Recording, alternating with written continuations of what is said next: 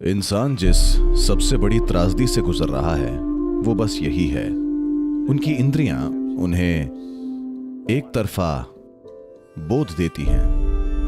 तो जीवन विरोधों या विरोधाभासों का ढेर बन जाता है। इसीलिए हमेशा योग में आपको ब्रह्म मुहूर्त में उठ जाना चाहिए।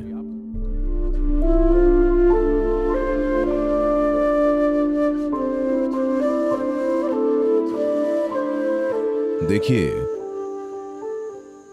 इंसान जिस सबसे बड़ी मुसीबत का सामना कर रहा है और जिस सबसे बड़ी त्रासदी से गुजर रहा है और सभी जिस सबसे बड़े संघर्ष से जूझते नजर आते हैं, वो बस यही है।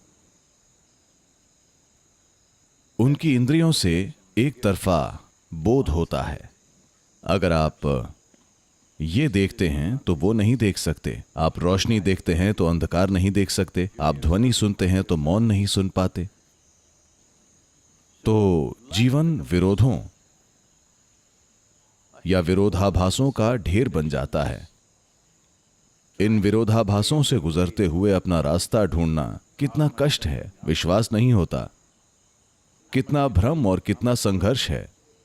If this nearly 8 billion people, if you document what kind of suffering they are going through in 1 year or in 1 day. अगर ये लगभग 1 अरब लोग, अगर आप दस्तावेज बनाएं कि वे कैसे कष्टों से गुजर रहे हैं 1 वर्ष में या 1 दिन में, बस 1 दिन, ये अनंत काल के लिए काफी होगा। ये सब सिर्फ इसलिए क्योंकि उन्होंने जिंदा रहने के साधनों को जानने का साधन मान लिया है। आपको पता होना चाहिए कि रोशनी क्या है और अंधेरा क्या है अगर आप इससे गुजरना चाहते हैं। दुनिया में काम करने के लिए आपको पता होना चाहिए कि कौन पुरुष है कौन महिला। तो ये अंतर बहुत एक तरफा है। वैसे कई मायनों में ये मैंने कहा है, अब तो हर किसी को ये पता है। अब ये आम बात हो गई है क्योंकि मैं इस बारे में कुछ समय से बोल रहा हूं। आप यहाँ एक पुरुष या एक महिला के रूप में बैठे हैं, पर यहाँ इसलिए हैं क्योंकि एक पुरुष और एक महिला का मिलन हुआ था। आपके माता और पिता दोनों आपके अंदर मौजूद हैं। आपका एक महिला या पुरुष होना सिर्फ एक ऊपरी चीज है, पर आपने इसे बहुत गंभीरता से लिया है। और आप कितने सर्कस से गुजरते हैं। बस पुरुष या महिला होना दुनिया में कितना सर्कस है।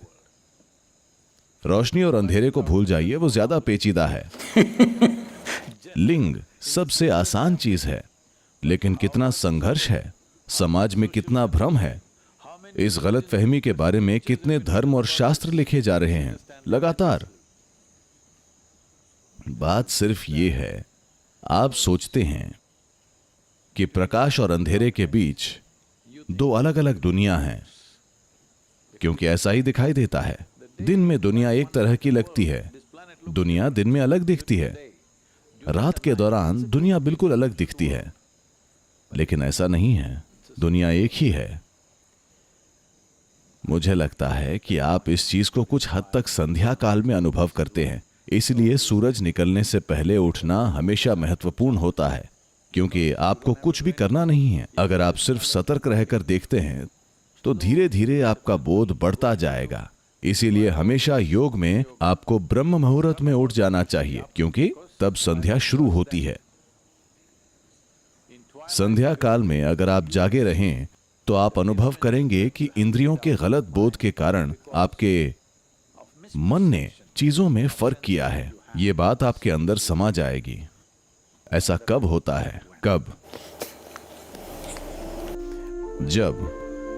जब पुरुष स्त्री हो, पक्षी फूल हो, लाल नीला हो, जीवन मृत्यु, संध्या काल।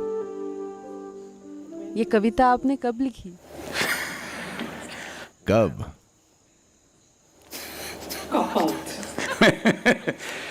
मुझे लगता है 2019 में, जब मैं अमेरिका में था। हमारा III Isha institute of inner sciences एक शानदार जगह है। प्रकृति के लिहाज से हमें अभी वो जगह बनानी है। कुछ बन गई है, बहुत कुछ बनानी है, पर प्रकृति के लिहाज से वो वाकई एक शानदार जगह है। और जहां मैं रहता हूं वहां से आप सूर्यास्त से बच नहीं सकते। सूरज ठीक सामने होता है क्योंकि हम एक चोटी पर हैं और एक घाटी भी है। सूर्यास्त के समय सूर्य आपके स्तर पर होता है।